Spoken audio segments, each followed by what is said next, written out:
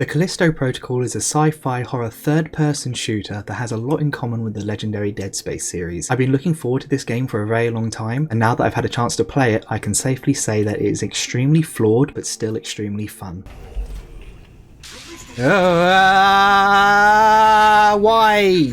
This is just the way the game is. The game starts off with our main character, a space trucker named Jacob Lee, delivering medical supplies between Europa and Callisto. His ship is boarded by a couple of known terrorists, and the ensuing chaos causes his ship to crash land on Callisto, whose only civilization is the Black Iron Prison. Jacob is immediately arrested and incarcerated for reasons unknown, so he decides to take a nap in his cell and wakes up to find half the prison exploded and or on fire, with almost everyone dead and replaced by these horrible mutant zombie things. How he slept through this, I don't know. But with Jacob now determined to escape, thus begins our story. Well, oh god.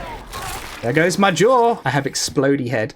That was nasty. Why is my head made of Explodo? The story in this game is extremely well told. You might recognize a few famous faces among the cast from popular live action TV shows, and they've all done a brilliant job. The good guys are genuinely really endearing, and the bad guys are really not so endearing. Most of the story is actually packed into the second half of the game, as Jacob starts to uncover the secrets of Callisto and Black Iron Prison, which works really well because barring the intro cutscene, the player can just focus on the action of bashing in mutant zombie heads at the start. These are zombies, right? I know they're like rage zombies, but that seems a bit culty. That's a bit like intelligence. Like, how did you even get up there? Did they set up a ladder? Did they set up like scaffolding to get up there? The combat is really the highlight of this game. You'll get a stun baton near the start, which will be your main weapon throughout basically the whole game. You do also get guns, and in the late game the shotgun does have enough ammo to stun lock enemies into submission, but for most of the game almost every fight will end up as a slugfest, because as soon as an enemy gets close, the camera will zoom in, Jacob will pull out his baton, and you'll essentially be locked into the melee fight minigame. Whoop!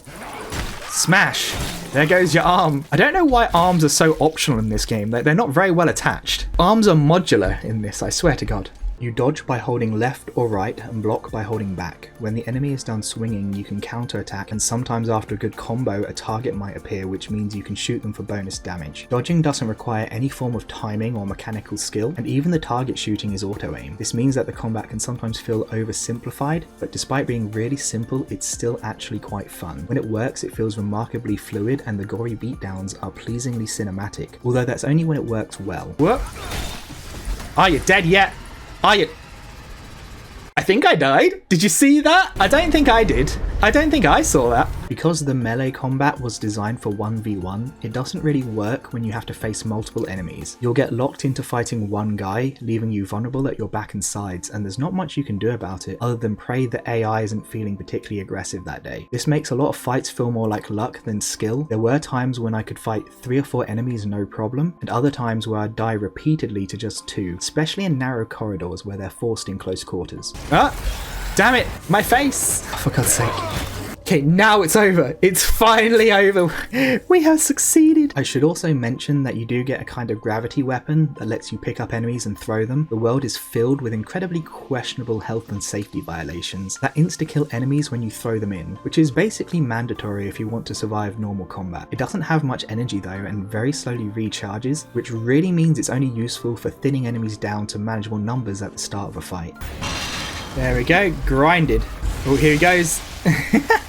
I love how it sprays the gore everywhere.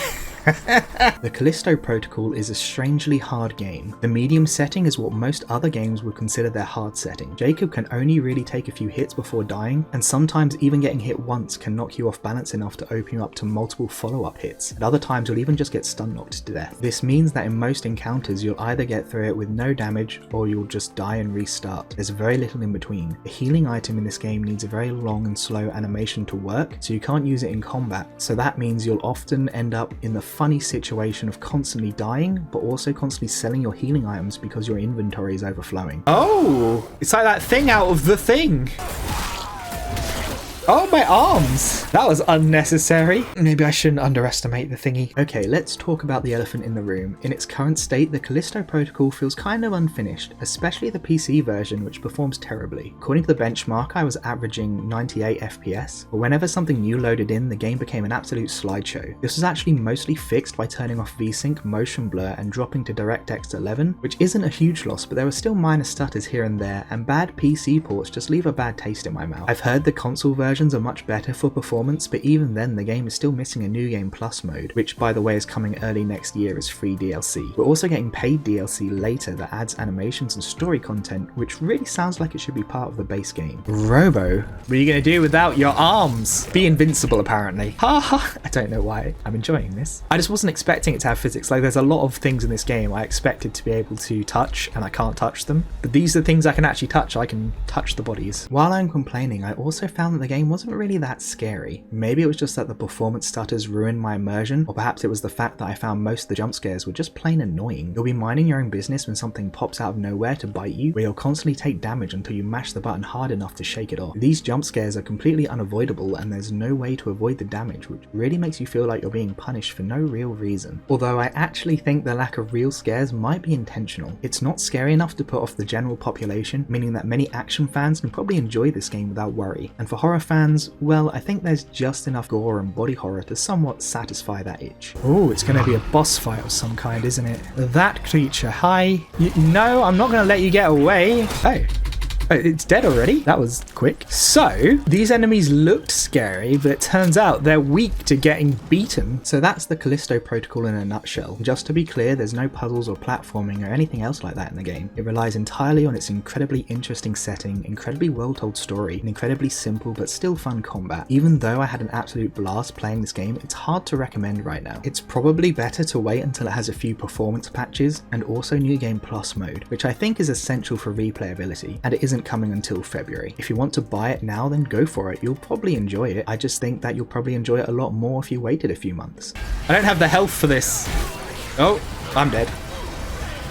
Too aggressive. Oh, that's supposed to be in my eyes, but it missed. He just like dug into them cute little cheeks. Okay, them chubby cheeks.